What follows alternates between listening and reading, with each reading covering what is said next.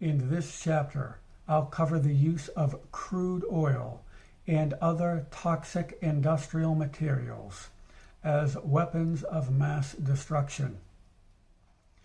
Evidence will be provided to show that the purposeful release of toxic industrial materials into the environment for anti-personnel and anti-environmental goals has been considered or invoked.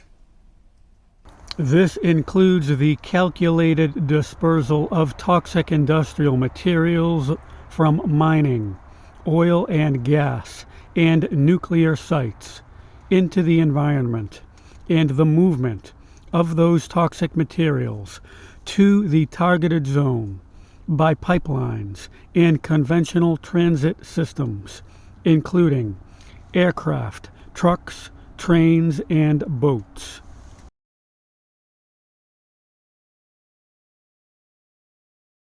The industrial munitions used for these attacks have been categorized in multiple ways, including CBRNE, that stands for chemical, biological, radiological, nuclear, and explosive, weapons of mass destruction, weapons of mass casualties, toxic industrial materials, asymmetric weapons of mass destruction, ecological weapons, and environmental weapons.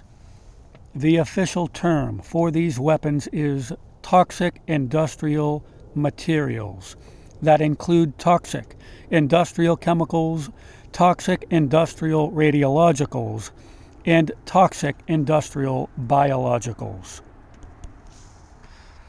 In this documentary, I'll be focusing on toxic industrial chemicals and toxic industrial radiologicals.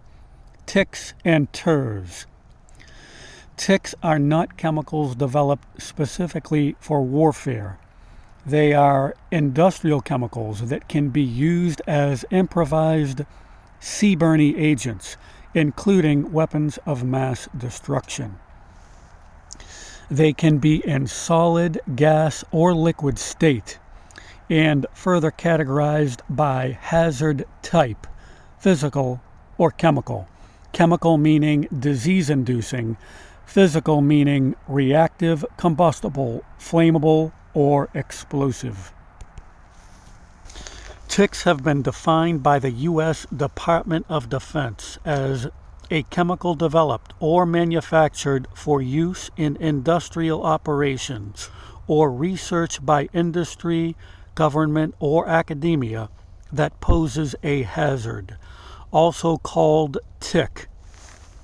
The U.S. Department of Homeland Security informs us that these weaponized TICs include chemicals found in petroleum, that would include crude oil and fuel, household cleaners, pesticides, fertilizers, plastics, textiles, paper, and other products.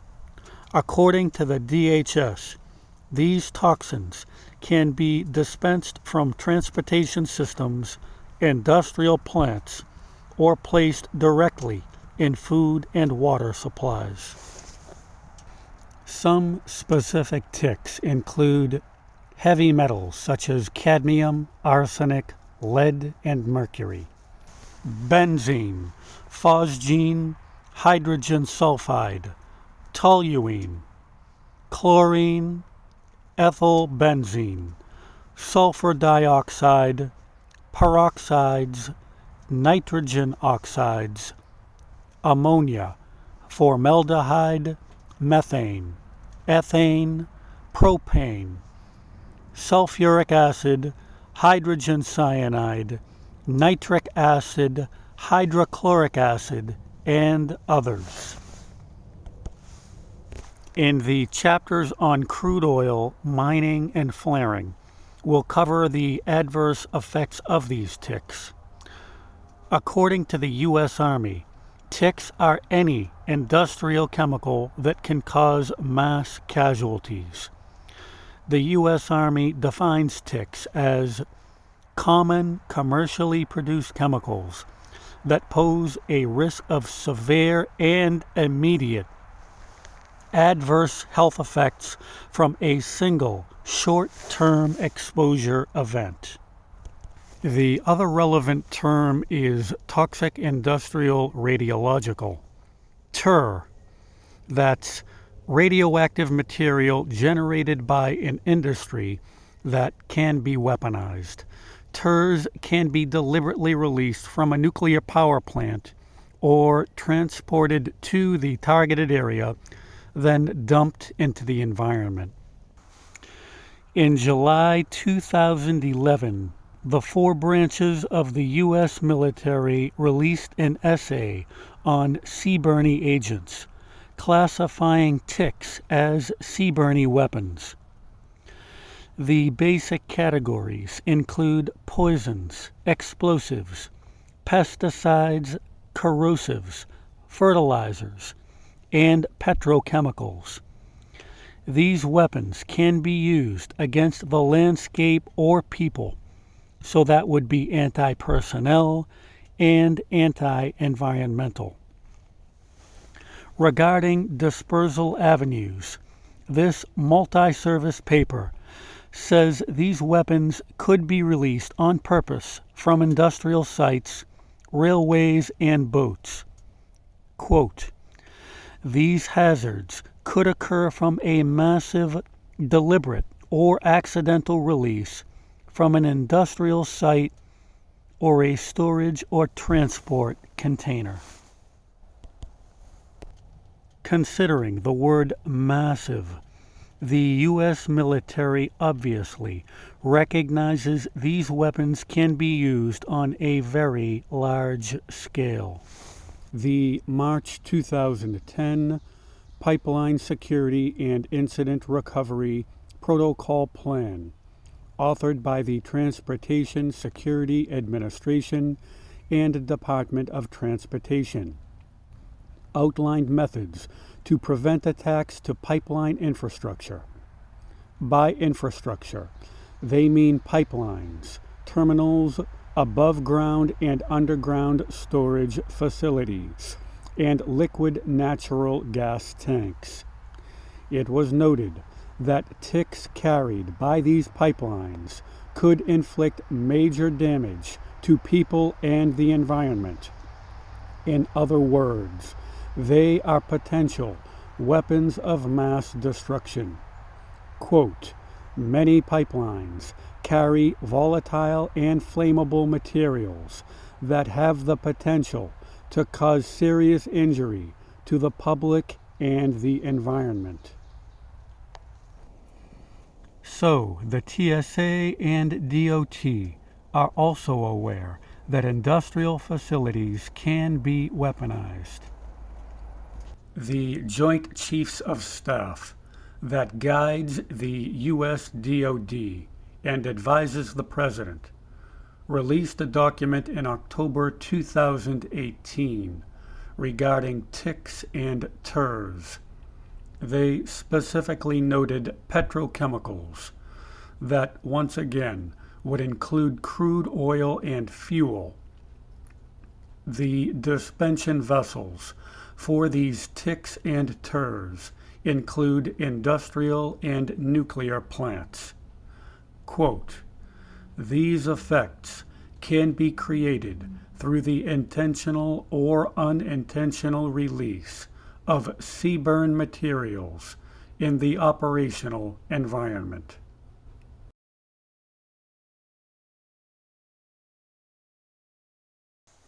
The National Institute of Environmental Health Sciences, that's part of the National Institutes of Health, also wrote about toxic industrial chemicals. According to the NIEHS, hydrocarbons such as benzene could be used to poison water supplies. They also talked about compressed hydrocarbon fuel gases used as incendiary weapons, oxidizing agents converted into explosives, and the contamination of water supplies with jet fuel and gasoline.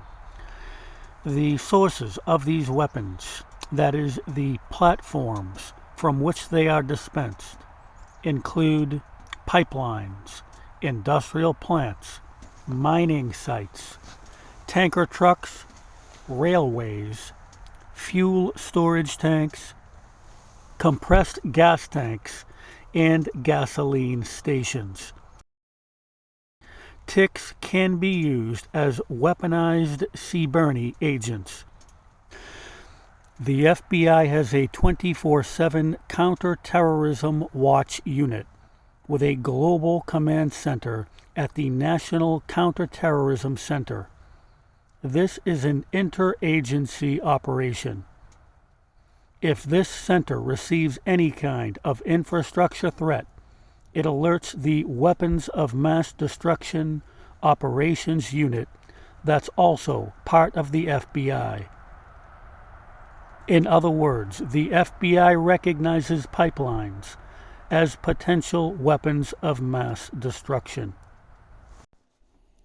And now some weapon of mass destruction definitions from the FBI and Wikipedia.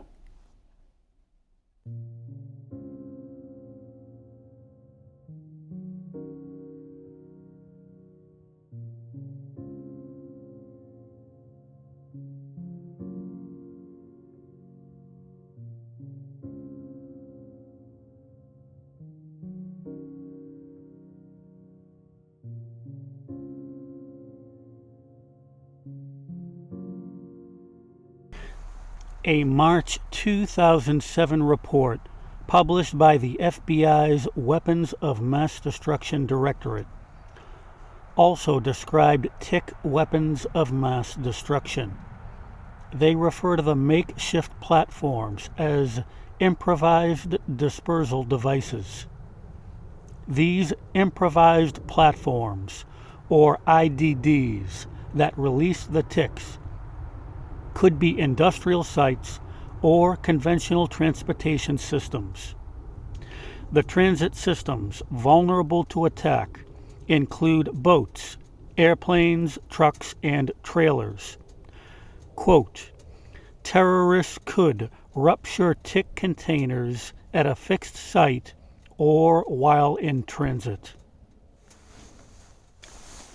In April 2009, the FBI released a CBRNE weapons document as part of its Weapons of Mass Destruction Preparedness Program. The Bureau lists infrastructure that can be targeted by weaponized TICs or used as improvised weapons of mass destruction. They include petroleum facilities, airlines, railways, and mass transit systems, shopping centers, water treatment facilities, chemical sites such as universities, seaports, and plants. By plants, they're allegedly referring to nuclear and industrial, and tankers. According to the standard definition, the word tanker includes sea-based ships carrying crude oil and chemicals. In two of its publications, FEMA also wrote about the, quote, use of toxic industrial chemicals as weapons of mass destruction.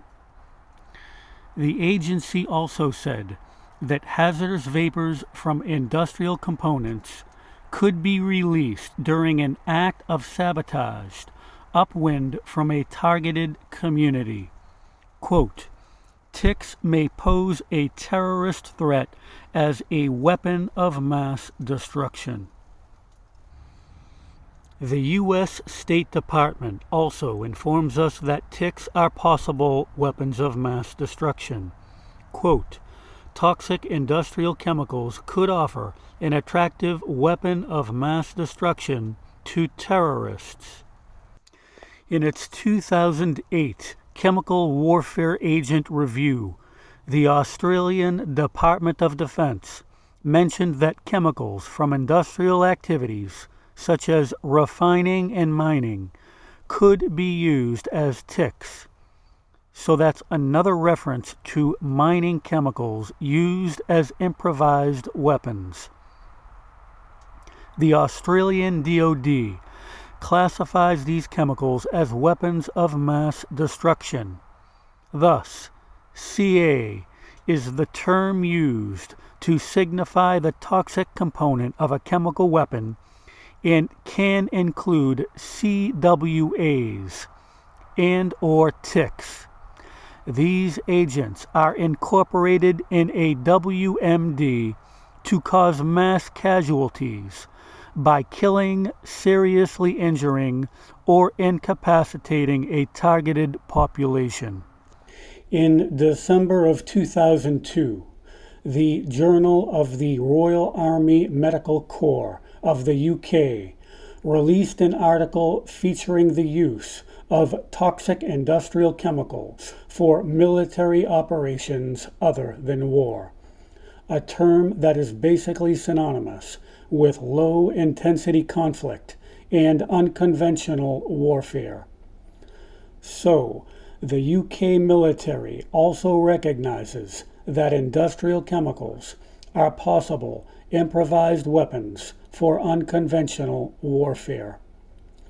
The report included information about these chemicals being used in a clandestine weapons program to destroy the enemy's food supply and deny them shelter. These TICs include fuels, solvents, substances used to manufacture plastics, petrochemicals, fertilizers, herbicides, and pesticides. The RAMC informs us that these industrial chemical munitions could be transported to the target area by truck, boat, railway, pipeline, or just released directly from industrial plants and storage containers. Burning materials to vent toxic agents into the air was also mentioned. The U.S. Army's November 2009 Field Manual also talked about clandestine programs involving weaponized TICs that could be released from industrial plants either purposefully or through battle damage in order to generate mass casualties. The U.S. Army recognizes that the danger of TIMs is worldwide. Asymmetrical CBRNE threats have intensified across the globe. They emphasize that these improvised CBRNE weapons can be willfully dumped into the environment. Quote, hazards may result from the release of toxic industrial chemicals or toxic industrial materials found in nuclear infrastructure, the accidental or intentional release of radioactive materials into the environment. In a May 2002 report posted by the Defense Technical Information Center entitled Toxic Industrial Chemicals, a Future Weapons of Mass Destruction Threat, it was written that TICs will be increasingly used as makeshift weapons of mass destruction in declared war zones and civilian settings. The platforms, or IDDs, that deliver these weapons to the targeted zones, once again, include trucks, pipelines, airplanes, boats, and trains. So in review, we've learned that the United States, Australian, and United Kingdom Defense Departments and other accredited agencies are totally aware that toxic industrial materials can be used as improvised weapons of mass destruction.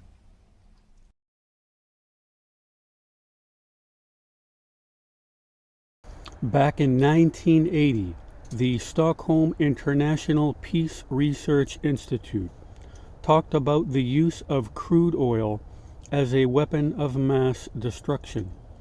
The tactic of sinking tankers near a coastline and targeting offshore oil rigs were mentioned. During the Iran-Iraq War of the 1980s, about 80 million gallons of crude oil poured from the Norez oil field into the Persian Gulf over a 2-year period. This spill was allegedly caused, in part, by the Iraqi Air Force that attacked oil platforms. About 460 million gallons of crude oil leaked into the Persian Gulf during the Gulf War in the early 1990s. That oil pollution harmed wildlife and impaired water purification plants. According to conventional sources, the Iraqi military dumped this crude oil into the Gulf from an offshore storage facility and several oil tankers. Although this claim has been contested, the significance here is that crude oil has been used as a weapon of mass destruction. Allegedly, the oil dumping was done to create a defensive barrier, in other words, anti-access area denial, and to pollute the ocean so the desalination plants could not purify drinking water. That would be resource denial. So mainly, this oil dumping was done for area and resource denial.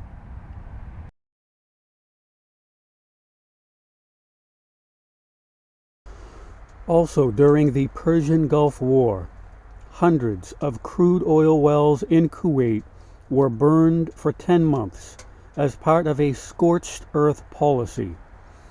This unleashed millions of tons of pollutants that are common to crude oil, such as nitrogen oxide, hydrogen sulfide, carbon dioxide, carbon monoxide, and sulfur dioxide. In addition to contaminating the air, ground, and soil with toxic chemicals, the fumes acidified the atmosphere, causing acid rain. These airborne toxins and acid rain grossly tainted the vegetation and water supplies in the Persian Gulf. Wildlife in the region was devastated. According to mainstream reports, those fires were lit by the Iraqi military. Yet, that claim has also been contested. While the actual cause of those fires is a matter of debate, the important point is the Kuwait oil fires were a deliberate act of war.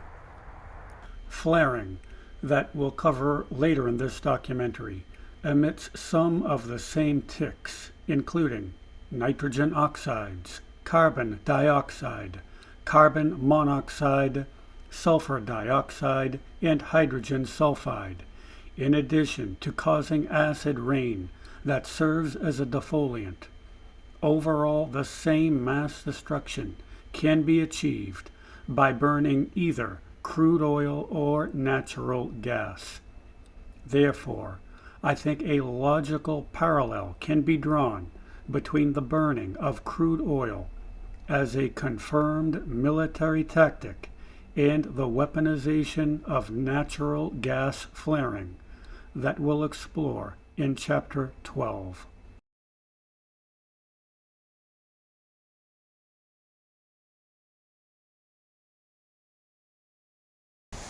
The LA Times reported in January 1991 that although people were upset when they heard that an outrageous amount of crude oil was dumped into the Persian Gulf, that tactic had been considered years earlier by other governments. Quote, "They have in fact been under intense study for years by military strategists in a number of countries. The LA Times cited a 1989 Russian military textbook entitled Defense Against Weapons of Mass Destruction that described ecological weapons such as, quote, flooding and pollution, in addition to placing obstacles in rivers to, quote, disrupt navigation and disable irrigation. Regarding that, lack of irrigation will limit food production.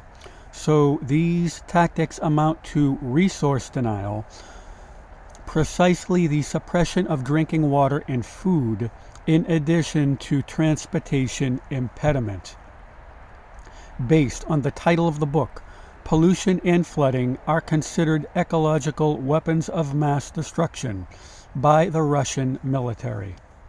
Other suggested ecological warfare methods include wrecking dams, using barriers to divert river flow. That was also mentioned by the Russian military. Large-scale burning of vegetation, as we've learned this is a literal scorched earth tactic that's been used for thousands of years. Sabotaging nuclear facilities to release radiation. That was also mentioned by the U.S. Department of Defense. Pouring radioactive material into the sea and destroying oil wells on the sea floor. That's basically the targeting of oil rigs. Although I've found no official reports on the use of dam construction for ecological warfare, I've determined that it is another clandestine resource denial and displacement strategy. You may want to have a look at this chapter's notes for more on this.